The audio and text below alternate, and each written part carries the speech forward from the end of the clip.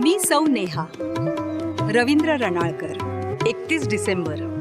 कॅलेंडरवरची एक तारीख असली तरी काही मनांसाठी ती एक न संपणारी आठवण असते.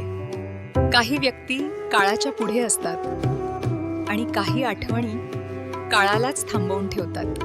आजचा दिवस असा एक आहे ज्या दिवशी शब्द स्वतःहून बोलके होतात. जगविख्यात छायाचित्रकार, 300हून अधिक राष्ट्रीय व आंतरराष्ट्रीय पुरस्कारांनी सन्मानित, टेबलटॉप फोटोग्राफी, अनेक शिल्प, ओरिगामी कलाकृती, संगीत, गायन, कला याचे जनक. आणि तरीही जगाच्या कोलाहलापासून दूर, एकाकी, अंतर्मुख कला महर्षी, कैलासवासी केकुश्री माणिकजी मूस, केकी मूस. काहींच्या जीवन प्रवासात काही माणसं अशी असतात जी एकदा हरवली की पुन्हा कधीच सापडत नाहीत. केकी मूस माझ्यासाठी तसेच होते. जग ओळखत होतं त्यांना एका दिग्गज कलाकार म्हणून, पण माझ्यासाठी ते होते एक गूढ, तेजस्पुंज, मौनात बोलणारे व्यक्तिमत्व. महाविद्यालयीन आयुष्यातील ते दिवस, केकींच्या कलादालना शेजारून दररोज जाणं येणं, आणि तरीही मनात असलेली एक अनामिक भीती, कुतूहल.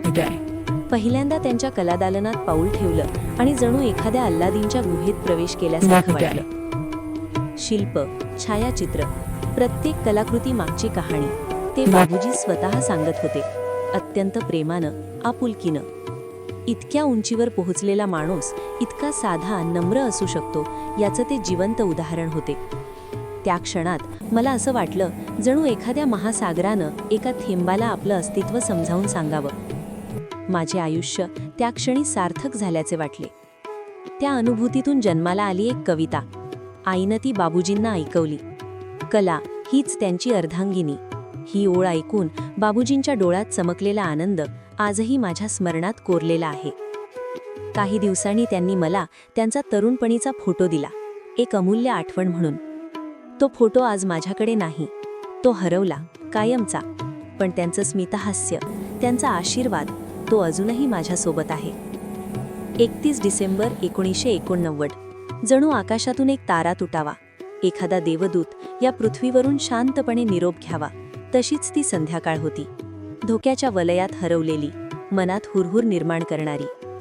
केकी आज आपल्यात नाहीत, पण त्यांची कला, त्यांची नम्रता आणि त्या हरवलेल्या फोटोसारखीच त्यांची आठवण कधीतरी नक्की गवसेल. तुझ्या शब्दांतून केवळ आठवण नाही, तर एका महान कलाकाराचा श्वास आजही जिवंत राहतो. या शब्द सुमनांजलीला माझा नमन.